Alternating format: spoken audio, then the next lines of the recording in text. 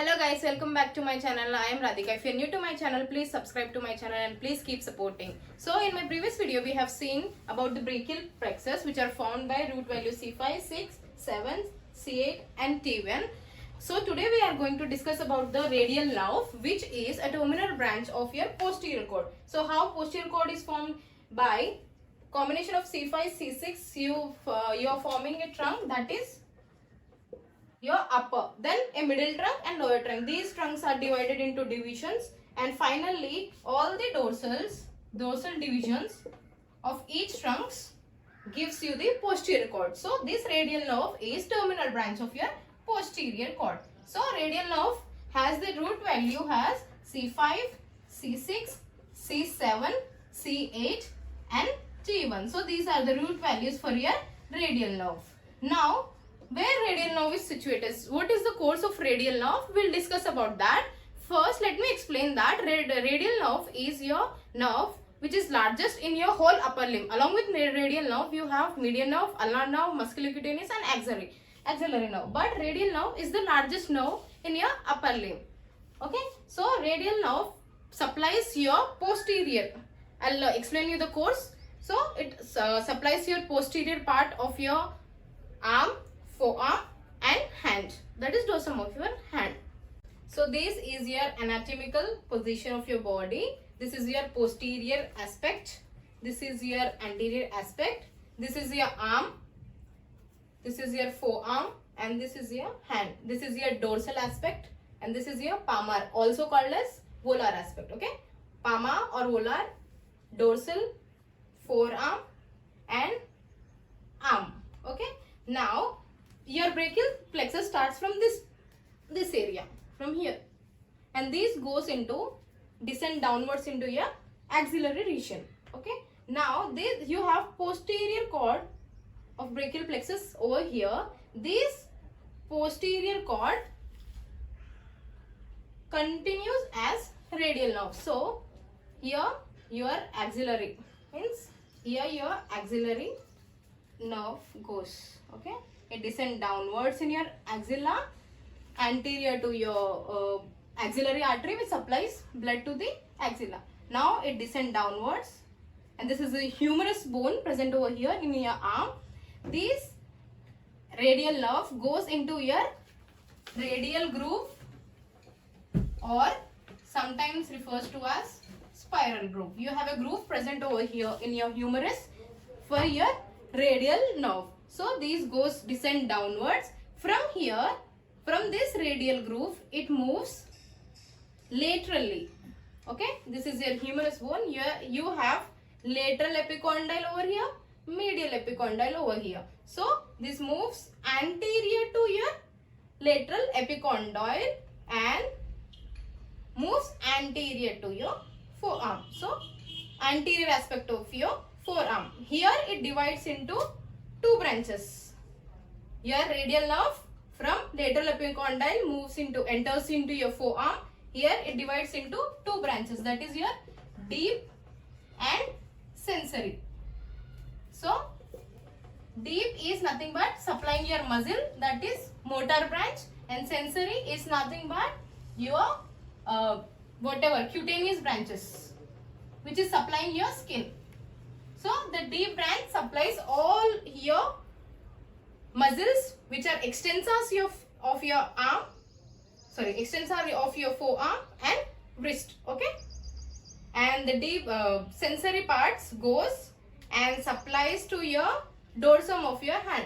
So it supplies to your thumb, index finger and lateral half of your middle finger. It means only it is supplying your whole thumb, whole index finger and lateral, only half of your middle finger. This part is again supplied by other nerve. So this is the sensory supply of your radial nerve. So we have seen the sensory and motor supply of your radial nerve. So radial nerve moves in the posterior aspect of your axilla, then enters into a spinal groove. From here it moves to your lateral side, then it goes down, descend downwards in front of your arm and divides into two branches. One is deep and other is sensory. The sensory supplies, this is posterior aspect of your hand. that is dorsum of your hand. So it will give sensory innervation to your thumb, index finger and your half of your middle finger. So when it descends downwards, it supplies your triceps, that is both lateral and medial and long head, 3 heads of the triceps it supplies. Then it supplies anconeus, which is present over here, elbow. Then brachioradialis, extensor carpi radialis longus, extensor carpi radialis brevis. Then your supinata muscle, which help in supination of your hand. This is supination, this is pronation. Then extensor digitorum, which supplies your digits. Extensor digitorum minimi, little finger, pinky finger, and extensor carpi ulnaris, abductor pollicis longa. Pollicis is nothing but your thumb. Then brevis, longus long, brevis small muscle. Then extensor longus and extensor indicis, your index finger. These are your motor supplies, whereas this is your sensory supply. So it descend downwards and supply your posterior part, your lateral and central part, and your posterior part of forearm, and these 3 digits of your hand. So this is your sensory supply. When there is a damage, then you can feel a sensory loss in these parts. Now let us understand the applied anatomy of your radial nerve. That is, when there is a damage to your radial nerve, what are the things which are getting affected? So first, when there is a compression in your axillary part, that is also known as Saturday night palsy, when there is a compression over here in the axillary part, then your whole posterior aspect of your arm, forearm and your these 3 digits are getting sensory loss. That is, you feel numbness and tingling like sensation in your these areas. Okay. Then coming to crutch palsy, it also occurs because of compression of radial nerve. The same thing occurs over here. And if the radial nerve is getting damage in this part, that is your spiral groove. Okay. In this spiral groove, if the radial nerve is getting affected or damaged, then you have a loss of muscle action at brachioradialis, which is causing your wrist and digits to go for extension. You can't go for wrist extension and you can't straight your fingers. So if there is a loss in the brachioradialis, then these fingers are occurring. Lastly, coming to the wrist drop, that is when you go for extension of your hand. You can't go for extension of your hand when there is a wrist drop. It means your whole things are getting affected. Wrist drop is mainly responsible when your extensor are not functioning, extensor muscles of your arm and forearm, and these are not functioning properly. Now let us discuss some of the exercises which are very useful in your wrist drop condition. Okay, so wrist drop is this thing. Okay, when your wrist goes into flexion, you can't go for extension, you can't do this movement, you can't do this movement when you are suffering from a wrist drop. Now for this you have to practice a simple exercise. First one is go for extension, flexion, extension, flexion with passively. Like you can ask someone to go for these exercises. Okay, help you with these exercises. Secondly, you can ask them to apply some resistance, or you yourself can apply some resistance with the other hand, which is well and good. You have to apply resistance. Okay, you have to apply a force with this hand and you have to extend your wrist. This is the second exercise.